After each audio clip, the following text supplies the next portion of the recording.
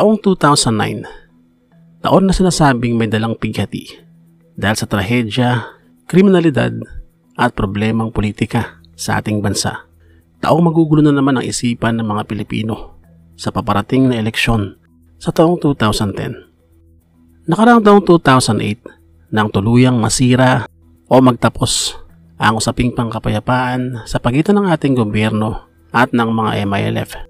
Kaya naman muli magpapatuloy ang kaguluhan at takot sa ilang bahagi ng Mindanao mula 2008 hanggang sa taong ito 2009. Sa nalalapit na pagkatapos ng termino ni Pangulong Arroyo sa taong 2010 ay uugong din sa taong ito 2009 ang issue ng pagbabago ng batas para ma-extend siya sa kanyang termino.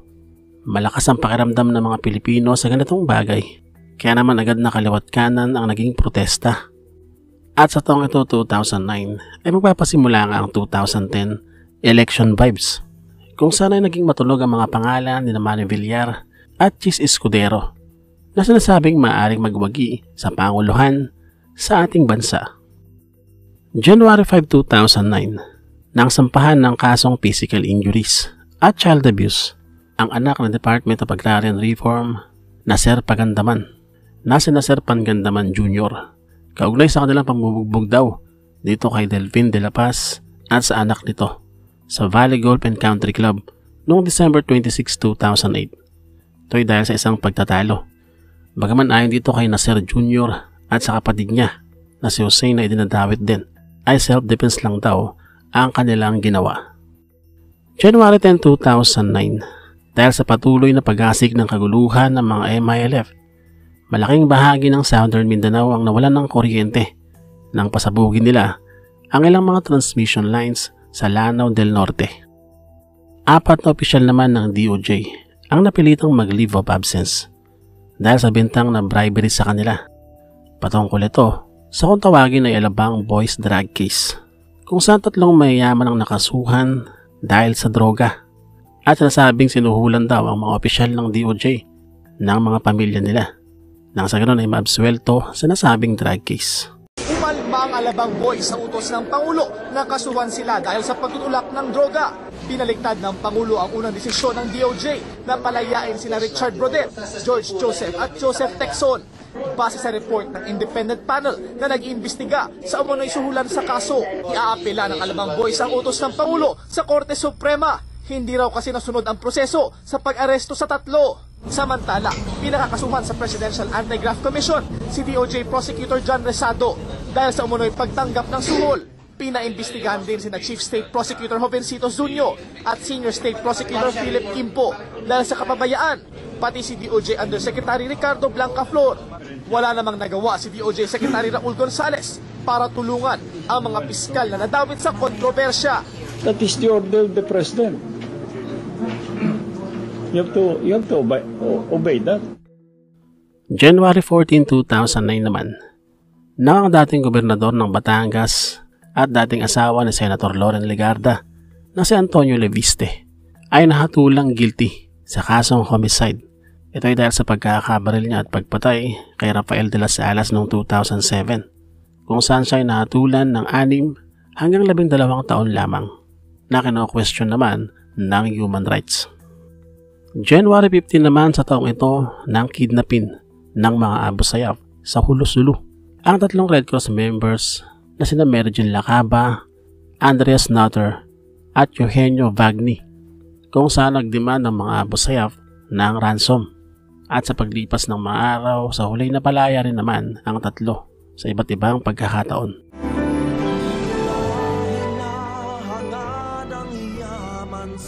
Nagpasimula naman January 19, 2009 sa ABS-CBN ang teleseryeng Tayong Dalawa na pinagbidahan itong sina Gerald Anderson, Kim Chu at Jake Cuenca. Bahagi ito ng ABS-CBN primetime bida na nagtapos September 25, 2009. Rostam's not here. Is he here? I'm a woman, so call me Bibi. Bibi Gandang Hari. Change is good. Sa pagpasok ng taong 2009 ay ang paglitaw din ng bagong Rustum Padilla sa katauhan ni Bibi Gandang Hari dahil tuloy na siya naglantad at ipinakita kung sino talaga siya.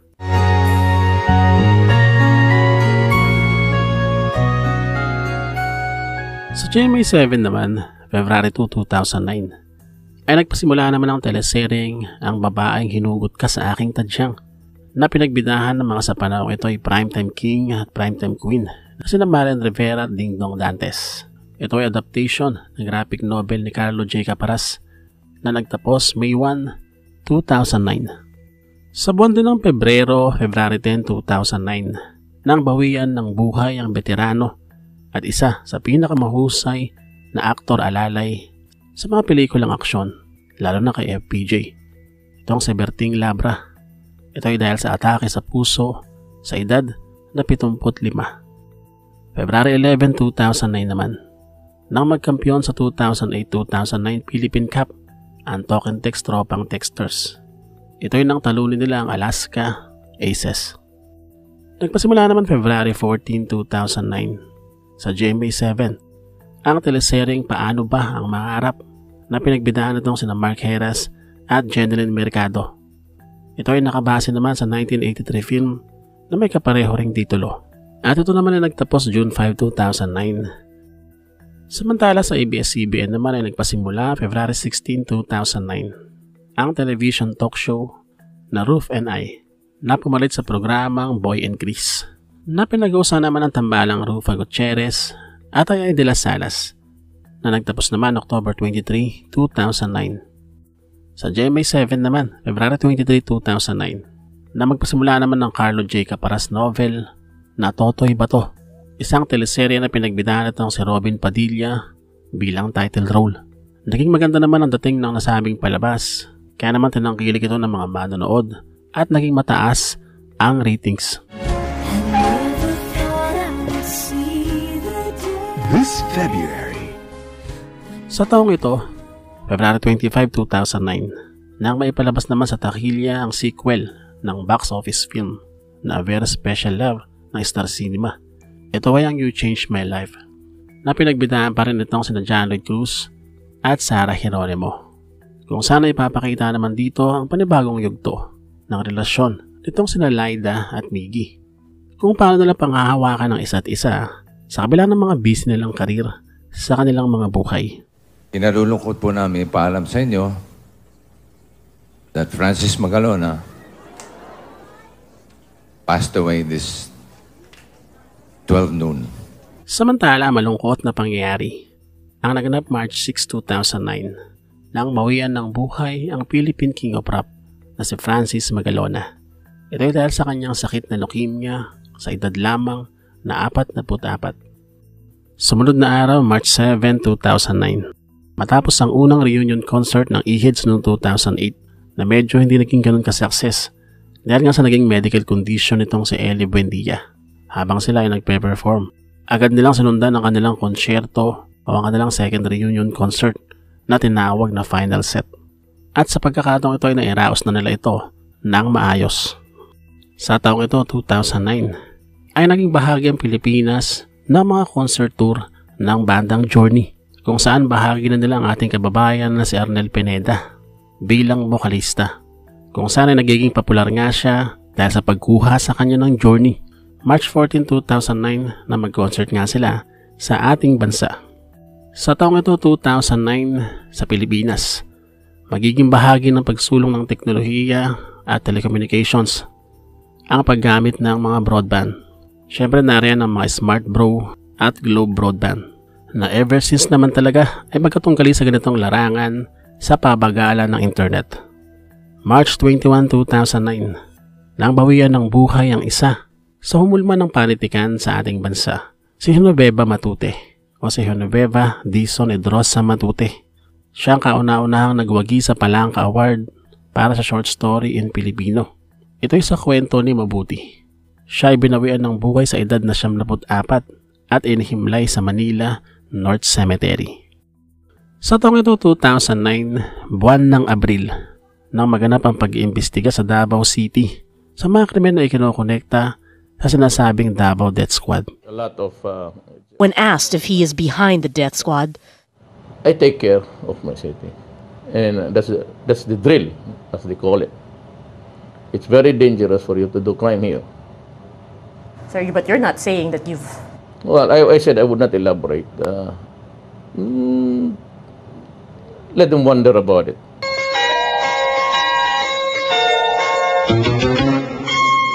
Wanted Sweetheart! Wanted Sweetheart! Ayos Good, Barangay LS 97.1. Sa taon ding ito, 2009, ay nagpapatuloy ang kasikatan ng FM radio program na Wanted Sweetheart nitong si Papa Dan ng Campus Radio at ng TLC nitong si Papa Jack ng Love Radio. Ito yung panahon na marami ang nakikinig sa mga radio program. Hello? Kamusta? Okay lang. Parang may nakasubo sa'yo. Lakasan mo yung voice mo. Sige pa. Ha? Apo. May boyfriend? Kakalibalay lang. Naku, aray ko po. Sino nakipag-break? Parehas po kami. Parehas? Ganda ng trip nyo ha. Sabay nyo naisipan mag-break kayo. Hello? Oh, hello guys. Kuya, pakilala ka naman. Si Angelo. Angelo? Ang hilo? Yes. Ay, hilo ka? Blanco, Angelo Blanco. Hindi. At ito rin yung mga panahon na nauuso mga pick-up lines sa ating bansa na nagagamit naman ng mga kalalakihan sa pambobola at panliligaw sa mga kababaihan. Wanted Sweetheart! Wanted Sweetheart! Para kang calculator. Sa'yo pa lang solve na ako. Wanted Sweetheart! Wanted Sweetheart! Sana naging homework ka na lang. Sana naging assignment ka na lang. Bakit? Para I can take you home. Tingnan ko daw sila sa mga mata. Pagbaliktad ka sa mga mata nila, ibig sabihin, bad sila. April 11, 2009. Ipinalabas naman sa mga sinihan ng isa sa mga horror film na pinagbidahan nitong si Miss Marcel Soriano na masabi mong isang matagumpay na pelikula, ang Tito ng Star Cinema, na idinirect nitong si Direk Chito Ronyo. Kwentong engkanto ito na may mga jumpscared na syempre nagustuhan naman ng mga manonood. Binalot naman ng kontrobersya ang pagkamatay ng asawa nitong si Ted Filon, April 15, 2009. Bagaman sinasabing suicide daw, ay marami ang nagduda ng linisin ng katulong ang lugar ng pinagkamatayan nito dahil walang nakitang ebidensya ang mga otoridad maliban sa naiwang sulat. Kung dinat na namin yon na fresh, walang ginalaw, baka nung pa lang makapag-conclude na kami kung suicide o parricide doon eh. Sa pagpapatuloy na investigasyon sa paglipas ng mga araw, ay napatunayang wala naman talagang foul play. At ang pangyayari daw ay dahil daw talaga sa issue sa pera. Sa ABS-CBN naman, isa namang series adaptation ng isang pelikula ang ipinalabas April 22, 2009, ang Kambal sa Uma, na pinagbidahan nitong sina Melissa Ricks, Shaina Magdayaw, Matt Evans at Jason Abalos. Ito ay malamara-klarang kwento ng kambal na nagkahiwalay at namuhay sa magkaibang pamilya at sitwasyon ng buhay. Ang programa ito ay nagkaroon ng mataas na rating dahil sa dami ng mga nanood. Sa edad naman na 85 ay binawian ng buhay April 27, 2009. Ang isa sa pinakamagandang aktres sa ating bansa, si Sigrid Sophia Agata de Torres Bongis o si Paraluman. Siya ay nakilala sa mga pelikula noong bandang 1950s. Sumunod na buwan ay nagbunyi naman ang ating bansa sa pagkapanalo ni pambansang kamao Manny Pacquiao laban kay Ricky Hatton, May 2, 2009. Sa laban na tinawag na Battle of East and West na ginanap sa Las Vegas. At sa labang ito ay nasungkit ni Manny ang IBO at ang The Ring Light Welterweight titles. At tinangkal din itong Knockout of the Year dahil nga sa ginawang one-punch knockout nitong si Manny Pacquiao kay Hatton. Ito yung panahon na baliw talaga ang mga Pilipino sa mga laban ni Manny. Zero crime rate talaga. At mula mga bata, matanda, maging ang mga ibang lahi ay wala talagang kurap na nanonood sa tuwing tumutungtong sa ring itong si Manny Pacquiao.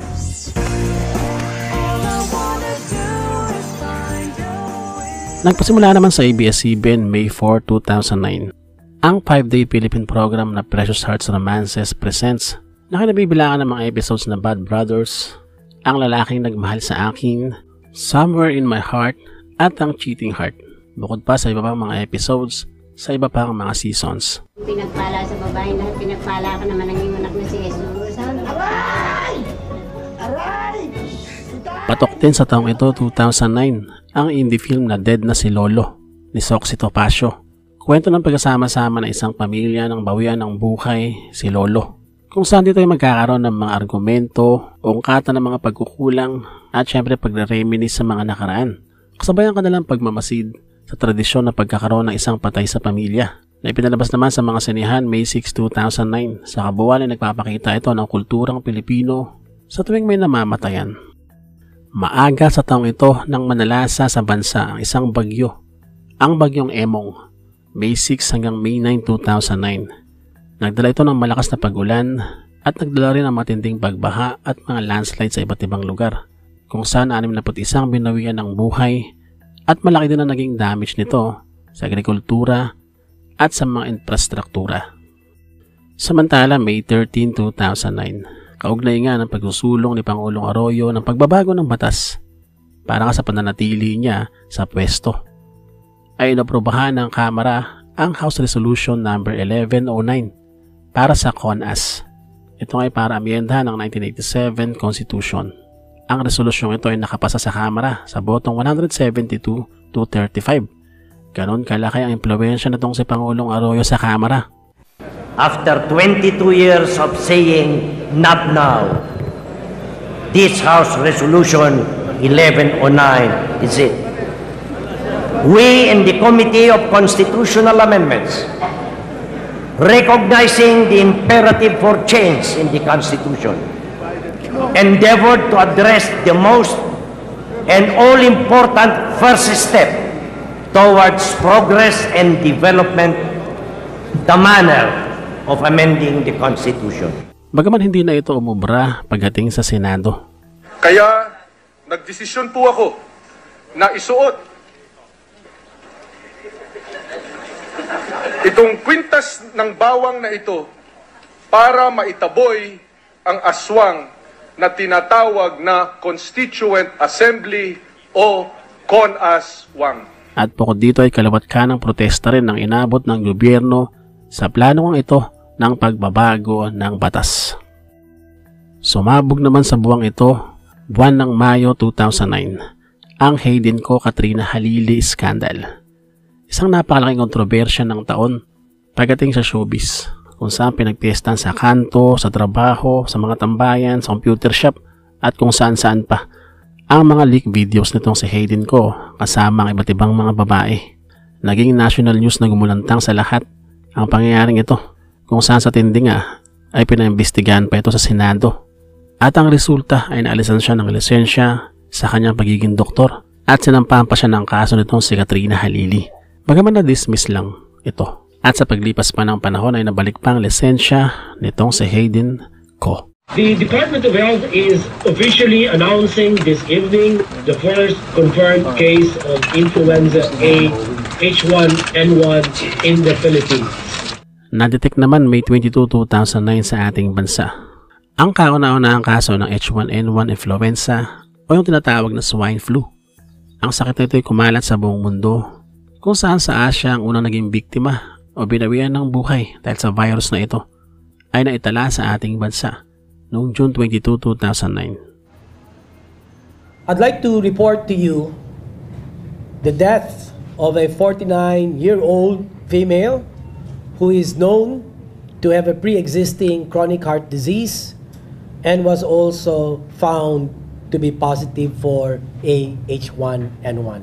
Bagaman hindi rin naman nagtagal ang nasabing pandemic dahil ito ay nagtapos taong 2010.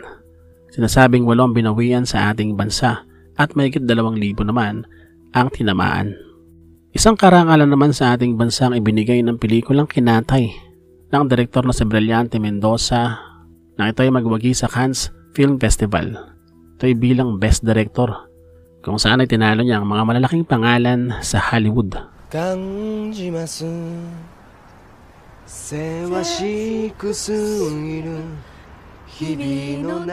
Isang Japanese TV series naman ang kumurot sa puso ng mga Pilipino dahil sa nakakayak na kwento nito na naipalabas sa GMA 7 May 25, 2009, ang 1 Liter of Tears. Ito ay true to life story nitong si Aya Quito na nagsuffer sa isang sakit na may kinalaman sa kanyang spinal cord, kung saan unti-unti siyang di na makakilos hanggang sa maratay na lamang siya.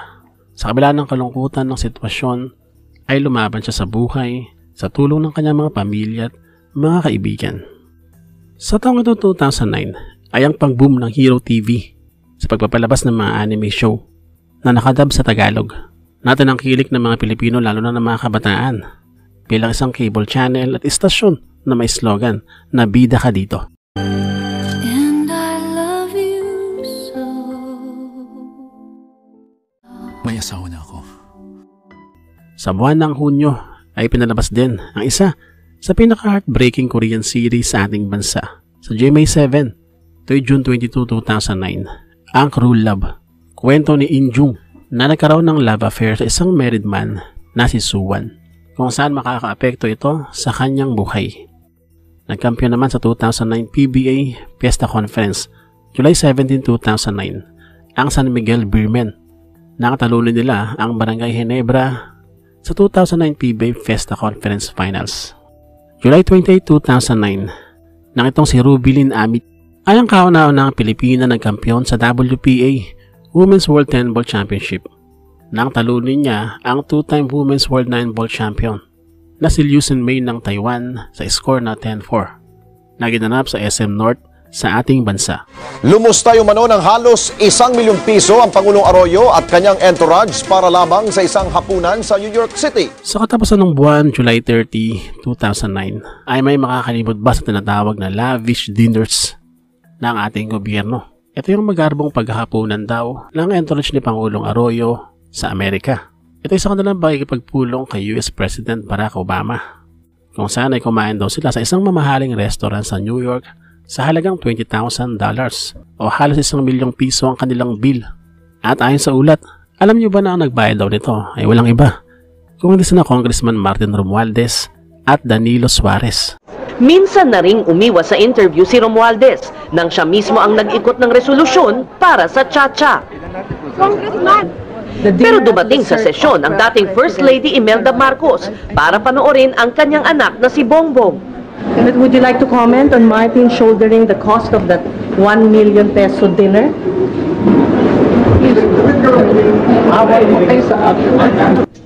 Hindi nagkomento si Mrs. Marcos sa kontrobersyal niyang pamangkin.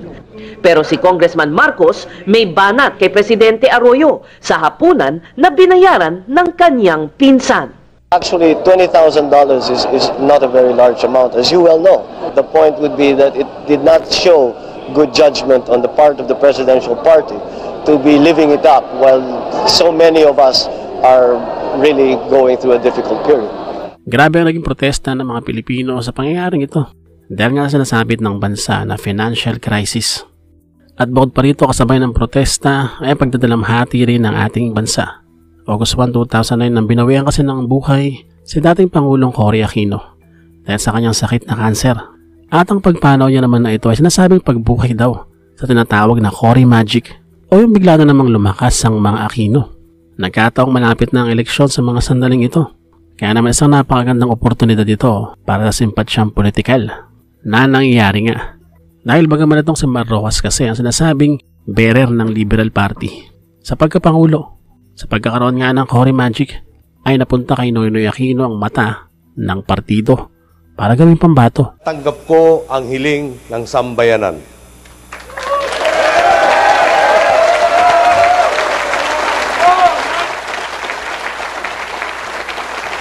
Samantala sa funeral ni dating Pangulong Cory ay umagaw din ang eksena itong si Willie Revillame nang magalit ito nang i-flash sa kanyang programang Wawawi ang nasabing libing. Hindi naman sa kasi hindi siguro magandang tignan, pinapakita niya yan, nagsasaya kami, tapos pinapakita yung, I don't think na dapat ipakita yan, management. Mahihirapan ako magsalita rito, nagpapasaya ako, nakikita ko yung ni Matita Cory. Sana pakitanggal naman muna yan.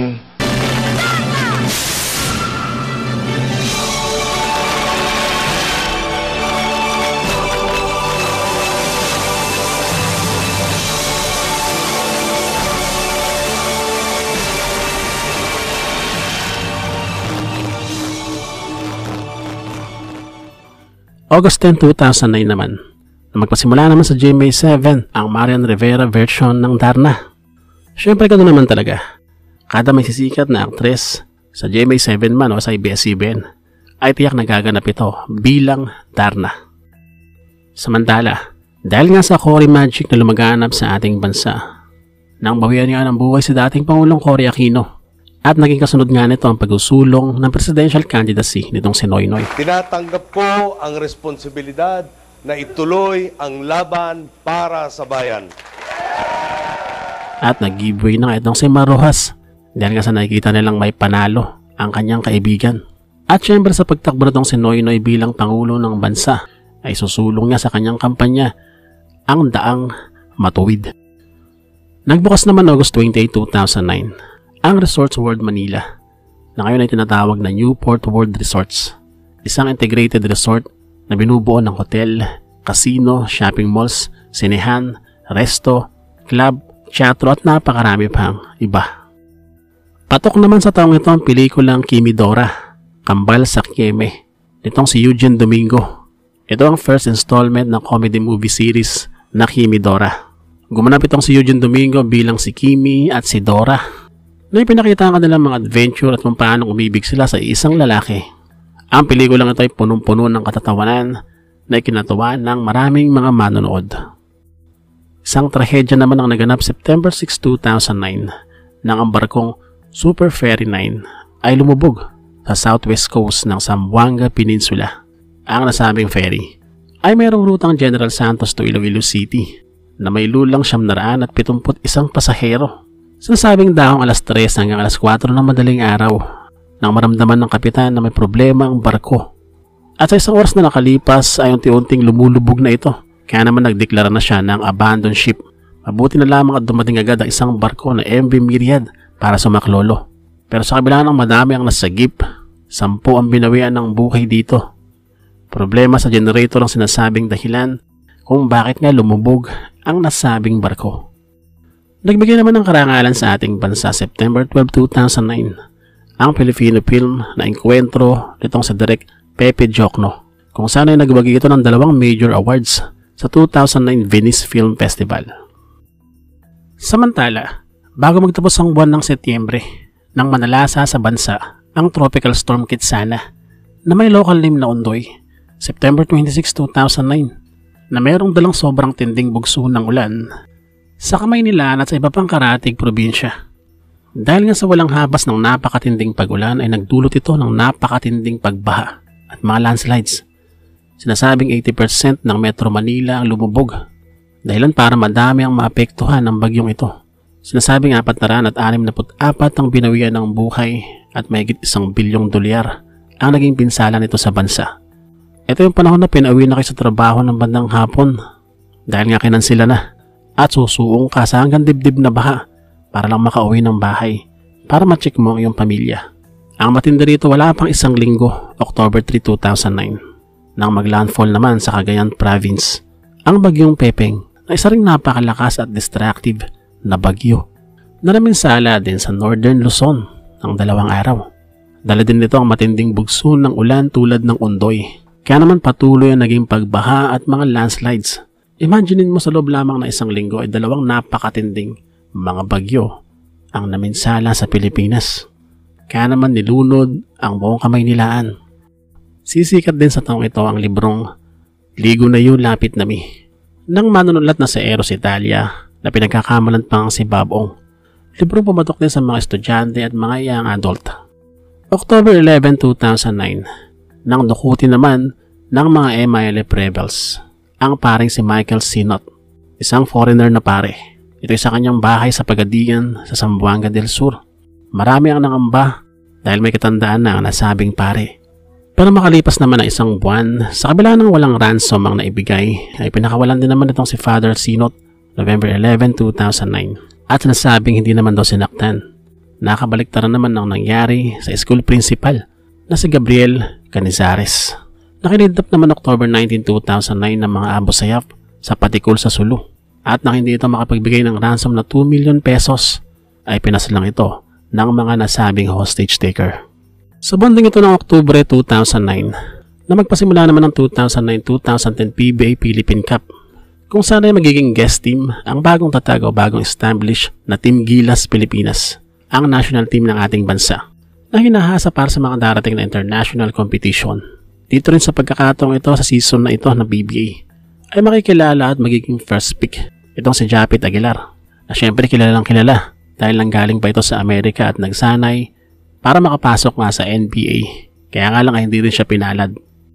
Isang trahedya naman ang naganap October 17, 2009 nang ang eroplanong Air Douglas DC-3 cargo plane ay nag-crash matapos itong mag-take off at bumagsak sa isang factory sa Las Piñas kung saan binawian ng lahat ng sakay nito.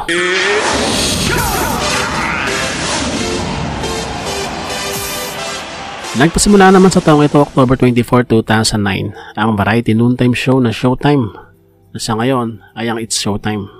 Na orihinal na pinag-usapan itong sina Kim Atienza, Vong Navarro, Ann Curtis, itong sinagjug sa Teddy, at syempre si Vice Ganda kung saan dito nga siya makikilala ng gusto at sisikat sa bansa. Makikilala dito yung mga tirada niya na may nag-text at bigla siyang mag-freestyle ng pagkasalita. Iwasan ang paglalagay ng pulbura sa mata. Nakakasama yan sa paningin. Alam na alam ko yan. Nagmamahal, Randy Santiago. Ganong katalino itong si Vice Ganda magpatawa. Kaya naman sumikat agad dito sa bansa. At dito ay tumagal na nga siya sa Showtime.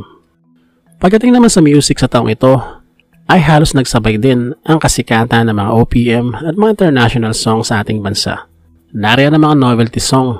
Sabay-sabay tayo na itong si Marian Rivera,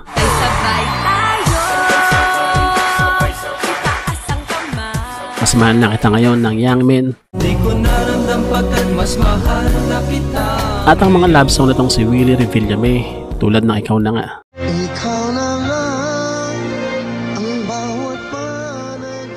Mga English at mga Tagalog OPM ballad. Even though we're far apart, bakit di pagbigyan muli ang ating pagmamahalan?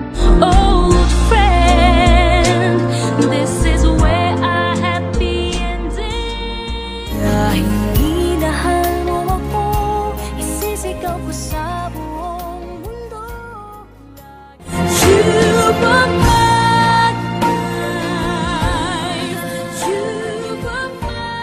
mga tambay lang kami, sawa sa babae, may mga babae. Can you imagine this? At syempre napanatili pa rin ang kasikatan ng mga OPM alternative at pogi rock sa Pilipinas. At hiling sa mga bituin na minsan pa sandali na lang, konting panahon. Bakit nga ba ako yung pinaasa? Boy, boy, kulot, bakit mo sinulot? Ang syota kong harot. Boy, boy, kulot, bakit mo sinulot? Tawagin mo ako sa aking nagawang kasalanan. Sasalubungin natin ang kinabukasan. At sumikat din sa taong ito ang kantang Upuan na Tong Siglak 9. Isang timeless na kanta ay hanggang ngayon ay pinakikinggan pa rin dahil nga nagagamit sa issue ng korupsyon. Although nagbubulag-bulagan lamang po kayo, kahit sa dami ng pera nyo, walang doktor na makapagpapalinaw ng mata nyo. Kaya ang nasilbi itong ilaw, walang iba kundi ikaw. Salamat sa liwanag mo. Pagpasok ng buwan ng Nobyembre ay aalingaw sa mga radyo at tindahan ng mga CD at sa kung saan-saan ang Christmas ID song ng ABS-CBN na Bro, Ikaw Ang Star ng Pasko. Kantang nag-trending mula sa araw na ito hanggang sa makabagong panahon.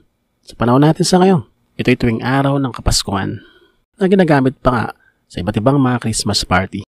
Buwan din ng Nobyembre, November 14, 2009, nang ganapin ang isa sa pinakapopular na laban ni Manny Pacquiao.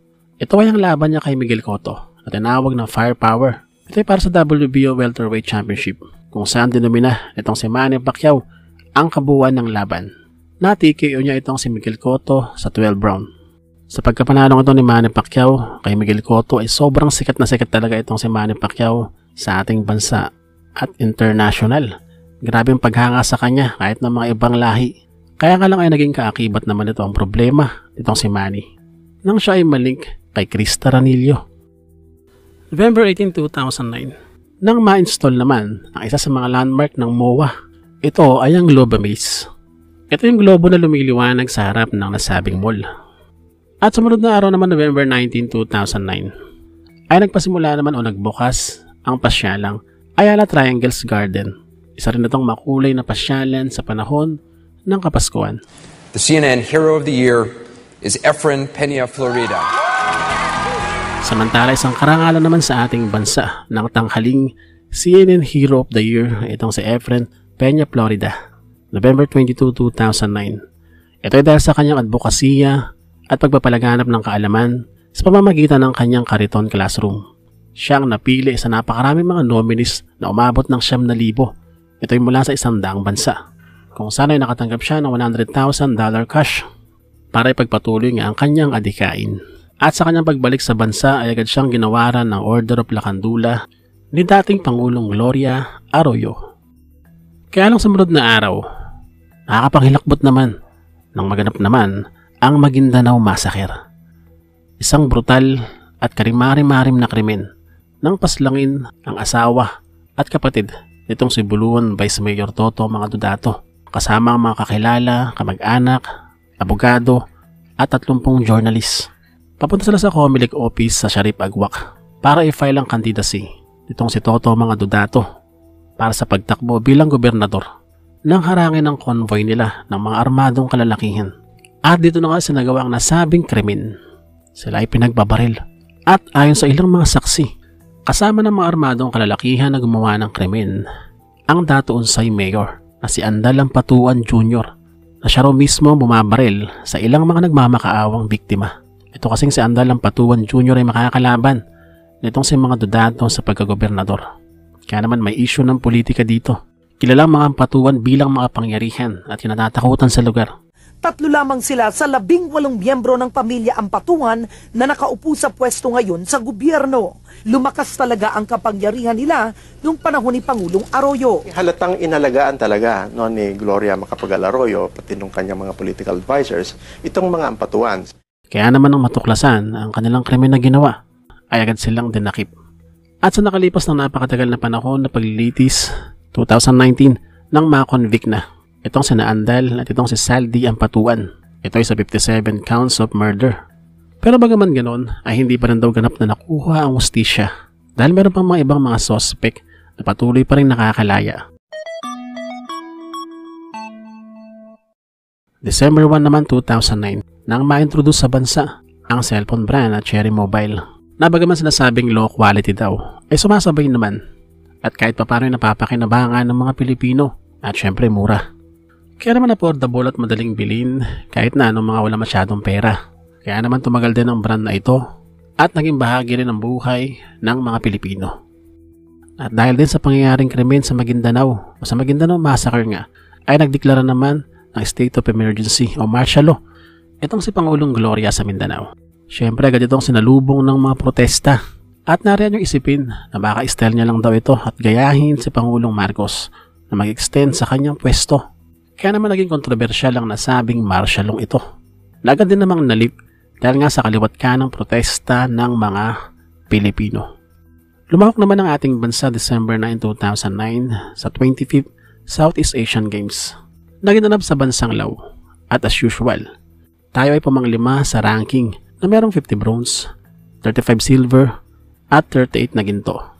Kabilang sa nagawin ng ginto itong sina Ronnie Alcano at Rubilin Amit sa larangan ng billiard. Bukod naman sa mga OPM songs, ay narito naman ang ilang mga sumikat na mga international songs sa ating bansa.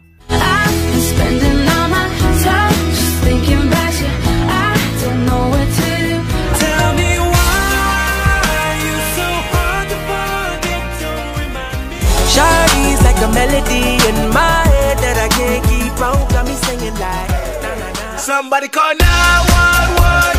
Shawty fire burning on the dance floor. Boom boom boom, gotta get that boom boom boom, gotta get that boom boom boom, gotta get that boom. Nothing to fool, God I know. Didn't expect this is how things would go. Just think, gonna be okay.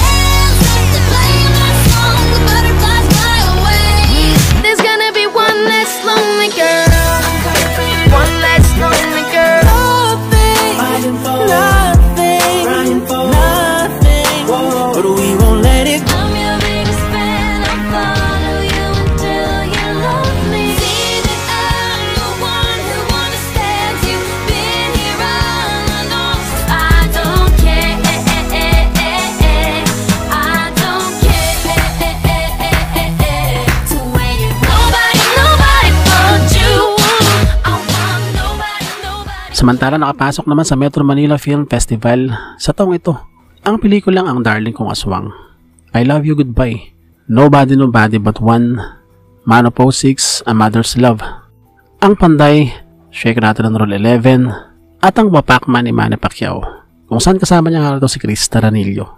Nagwagi bilang Best Picture ang Panday. Best Actor itong si Bong Revilla para sa Panday, at Best Actress naman itong si Sharon Cuneta para naman sa Man of 6, A Mother's Love. Sa totoo lang, sa kabila ng financial crisis sa buong mundo at sa ating bansa, ay nanatiling mataas naman ang ekonomiya ng Pilipinas. Katulong ang mga BPO companies at ang mga remittance ng ating mga kababayang OFW. Pero nananatili ang banta ng terorismo dahil nga sa muling pagbangon ng MILF at patuloy na pag-asik ng kaguluhan ng mga Abu Sayyaf. Pero nananatiling lumalaban ng mga Pilipino at nagiging positibo sa kabila ng mga pinagdadaan ng bagyo, kalamidad, krimen at iba pang mga suliranin ng ating bansa. Sa pagkatapos ng dekada ng 2000s, ay pansamantala muna tayong hihinto sa pagtahak sa kasalukuyan at dadako muna tayo sa mga mas nauna pang panahon at pangyayari sa ating bansa, ang dekada 80.